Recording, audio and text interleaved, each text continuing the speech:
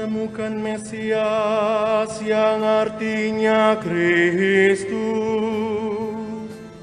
Kasih karunia dan kebenaran datang oleh Yesus Kristus. Haleluya, haleluya, haleluya.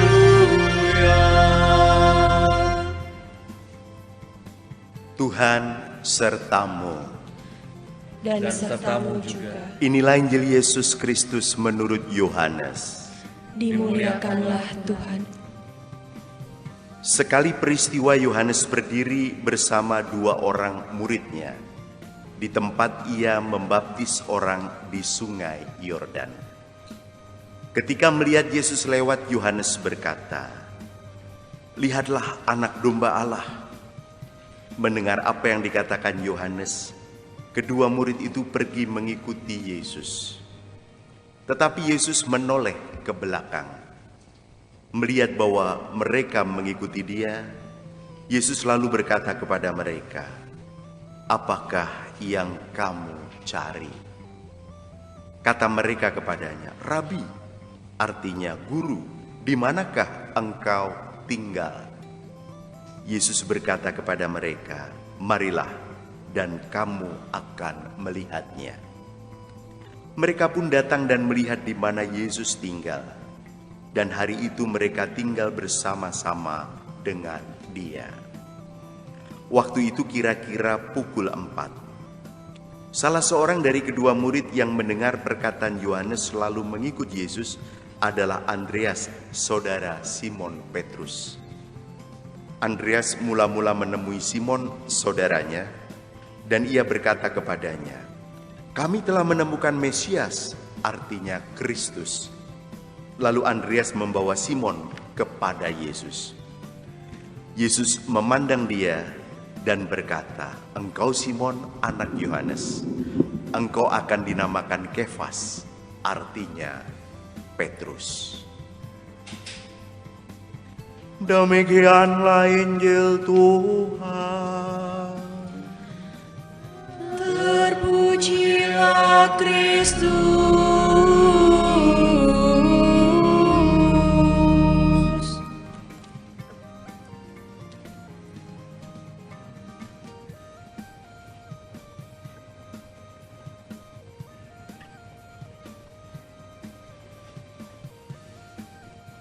Selamat siang saudari-saudara yang terkasih. Selamat siang Romo. Kita memasuki minggu biasa yang kedua. Saya tertarik untuk mengambil tema renungan pada hari Minggu ini adalah menjadi murid Yesus yang sejati. Kita semua sejak kita dibaptis dalam nama Bapa dan Putra dan Roh Kudus, kita dipanggil menjadi murid Yesus. Tentu saja menjadi murid ada tahap-tahap. Kita diminta untuk menyangkal diri, lalu memikul salib, lalu baru mengikuti Yesus. Menyangkal diri itu berarti apa yang menjadi kesukaan kita, itu kita sangkal. Misalnya di saat pandemi COVID-19 ini, saya kira kita sudah terlatih untuk menyangkal diri lebih kurang 10 bulan ini. Biasanya ketemu teman-teman mungkin di sekolah atau di kampus harus belajar online. Ketemu teman-teman kerja, sekarang harus bekerja dari rumah. Biasa ketemu teman-teman untuk jalan-jalan di mall atau pertemuan arisan, sekarang harus di rumah saja. Itu berarti harus menyangkal diri. Padahal kita suka berkumpul bersama teman-teman, kita suka jalan-jalan, kita suka nonton film, kita suka pergi ke mall. Apalagi kemarin kita suka harusnya tahun baru itu berkumpul lalu holiday gitu. Tapi harus disangkal apa yang menjadi kita suka. Tentu penyangkalan ini membutuhkan pengorbanan. Lalu memikul salib.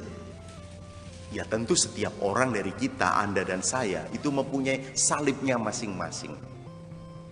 Ada yang salibnya itu adalah kecil, ada yang salibnya itu sedang, ada yang salibnya itu besar. Kecil, sedang, atau besar sama, bukan untuk dihindari, tapi untuk dipikul. Itu berarti jangan cepat-cepat juga kita mengatakan sesuatu adalah salib. Salib itu adalah sesuatu nilai Kristiani yang kita perjuangkan. Dan itu terasa berat. Misalnya teman satu pekerjaan semuanya korupsi berjemaah. Lalu kita satu-satunya orang di tempat kerja itu yang tidak mau, tidak boleh mengambil yang bukan hak aku. Itu hak perusahaan. Lalu akhirnya aku dijauhi oleh teman-teman. Aku tersingkir dari tempat pekerjaan itu. Lalu itu menjadi berat bagiku. Nah, itulah salib. Ada value, ada nilai sebagai pengikut Yesus yang diperjuangkan. Setelah keluar dari tempat pekerjaan itu, 3 bulan kemudian ketemu teman lama yang menawarkan pekerjaan. Oh, pekerjaannya lebih baik, salary atau gajinya lebih baik. Ya puji Tuhan, haleluya. Tapi harus dipikul dulu salib itu. Lalu baru mengikuti Yesus. Nah, bacaan Injil hari ini Yohanes bab 1 ayat 35 sampai 42 adalah bagaimana perjalanan mengikuti Yesus. Yohanes berkata ketika sedang jalan bersama murid lain dan Yesus, inilah anak domba Allah. Lalu akhirnya Andreas mengikuti, lalu Yesus menengok, apa yang engkau cari, gitu ya.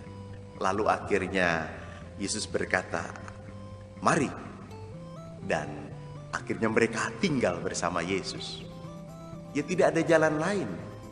Kalau ingin ikut Yesus harus tinggal bersama-sama dengan Yesus. Agar apa? Agar kita semakin mengenal Yesus. Lalu akhirnya konteks tinggal mengenal Yesus itu bagi kita apa sebagai murid? Tentu caranya adalah berdoa, membaca kitab suci, merayakan Ekaristi. Perpanjangan dari Ekaristi itu ada adorasi. Itu adalah cara bagaimana kita makin tinggal bersama Yesus dan makin dekat dengan Yesus dan makin mengenal Yesus. Di dalam doa kita jadi mengenal Allah punya kehendak apa untukku, untuk keluargaku, untuk pekerjaanku, dan lain sebagainya. Dengan membaca kitab suci kita jadi tahu Allah bersabda apa untukku. Dan sabda itu bisa menjadi terang bagi hidup dan perjalanan kita. Lalu dengan merayakan Ekaristi kita berjumpa dengan Yesus melalui sabdanya, melalui tubuh dan darahnya, melalui berkat perutusannya yang luar biasa. Kalau kita beradorasi, ya kita bisa memandang Allah yang hadir dalam hostinya yang kudus, yang ditatakan. Lalu kita di situ bisa duduk tenang. Aku memandang, Allah memandang aku diam, Allah memberikan inspirasi iman untuk kita. Ya mungkin kalau dalam bahasa lagu anak-anak itu harus kita lakukan setiap hari, jangan cuma sekali-sekali. Baca kitab suci, doa tiap hari, doa tiap hari, doa tiap hari. Baca kitab suci, doa tiap hari kalau mau tumbuh. Semoga kita juga bisa makin dekat tinggal bersama Yesus dan makin mengenal Yesus melalui hidup doa, baca kitab suci, merayakan Ekaristi dan adorasi. Tentu bukan itu saja, kita harus kembangkan makin mengenal Yesus, Yesus yang punya hukum cinta kasih. Ternyata hukum cinta kasih itu bukan hanya kita puisikan, kita definisikan dan kita nyanyikan, tapi itu harus dilaksanakan dalam hidup sehari-hari. Seorang murid harus mengikuti apa keinginan gurunya. Gurunya itu punya hukum cinta kasih, maka kita pun harus hidup dengan penuh cinta kasih. Masuklah dalam komunitas, lalu hiduplah dalam pelayanan kasih. Komunitas itu macam-macam, ada komunitas lingkungan gereja, ada komunitas kelompok-kelompok kategorial, ada komunitas lingkungan masyarakat. Kalau yang masih sekolah dan kuliah, kalau yang sudah bekerja, dan dimanapun kita berada, kita harus melaksanakan hukum cinta kasih sebagai murid Yesus yang sejati. Ya, kalau ngomong cinta kasih, tentu 1 Korintus 13 adalah perikop yang paling terkenal. Kasih itu lemah lembut, memaafkan, murah hati, tidak cemburu, tidak sombong, tidak memegahkan diri, tidak mencari keuntungan diri, dan kasih tidak berkesudahan. Jika tidak hafal, perikop itu telah diringkas dalam lagu pop rohani yang sangat terkenal. Kasih pasti lemah lembut, kasih pasti memaafkan, kasih pasti murah hati, kasih-Mu, oh Tuhan. Nanti dilanjutkan di rumah masing-masing bernyanyinya. Yang penting melaksanakannya. Dan tentu saja setelah Andreas menjadi pengikut Yesus, Andreas tidak sendirian menjadi pengikut Yesus. Dia mengajak Simon. Maka setelah kita menjadi pengikut Yesus, kita pun juga harus mewartakan Yesus kepada yang lain. Bicara tentang mewartakan, yang pintar bicara, wartakan dengan kata-kata. Tapi jika kita tidak pintar bicara, wartakan itu melalui tindakan kasih. Atau melalui kesaksian hidup. Karena kesaksian hidup juga itu berbicara. Ada tetangga yang tertarik melihat orang Katolik yang selalu kalau hari Minggu ke gereja bareng satu keluarga. Lalu juga tertarik, ya, kadang-kadang suka melihat doa bareng di rumah. Ketertarikan itulah yang membuat tetangga itu bertanya, kalau hari Minggu itu ke gereja, kalau di rumah itu doa bareng, itu doa kepada siapa? Kepada Yesus. Yesus itu siapa? Yesus itu Tuhan. Tuhan yang bagaimana? Diceritakan yang mau wafat di salib atas nama kasih untuk menebus dosa kita. Akhirnya dia tertarik. Pakai pewartaan, kata-kata, tapi juga pakai tindakan. Semuanya berarti. Murid Yesus yang sejati juga harus mewartakan Yesus dalam kehidupan sehari-hari. Sesudah dirimu diselamatkan, jadilah saksi Kristus. Cahaya hatimu jadi terang, jadilah saksi Kristus. Ini lagu lama yang tentu mengobarkan kita untuk semangat mewartakan Yesus dalam hidup sehari-hari kepada siapapun yang kita jumpai. Bagi yang terbuka, kita tawarkan untuk kelanjutan menjadi murid Yesus. Bagi yang tidak, kita bisa terus terlibat dalam persaudaraan sejati dengan semua pihak.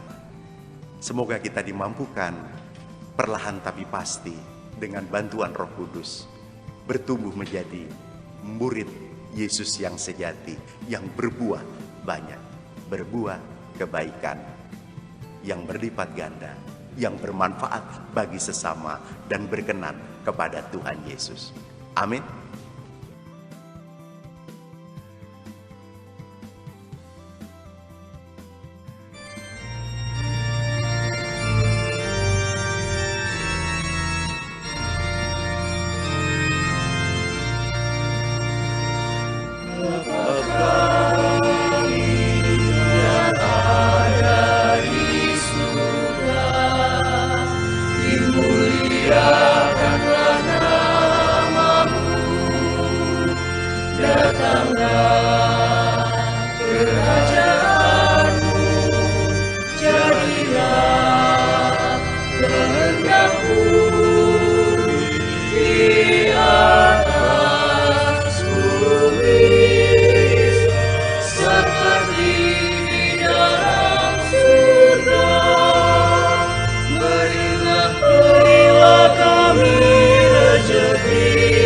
Pada hari ini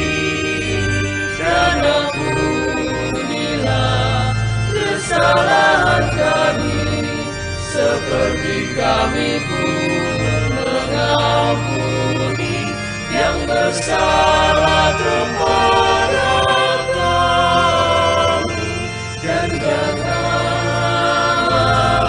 masukkan kami ke dalam pencobaan,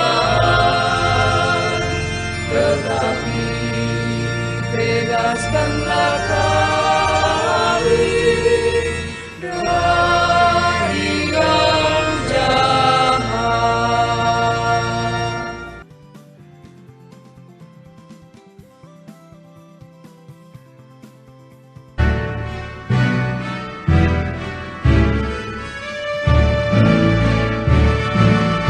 Kita percaya Allah penuh kasih setia, dahulu, sekarang, dan selama-lamanya.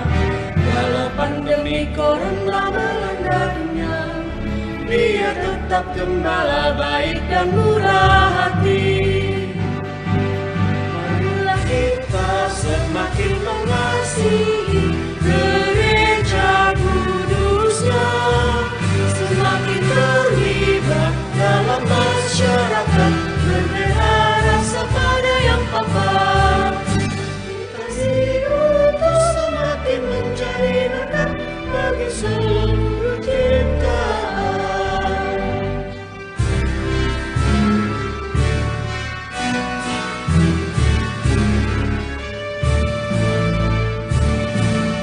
Kita percaya Allah penuh kasih setia, dahulu, sekarang, dan selama-lamanya. Walau pandemi corona melanda dunia, Dia tetap gembala baik dan murah hati. Marilah kita semakin mengasihi gereja kudusnya, semakin terlibat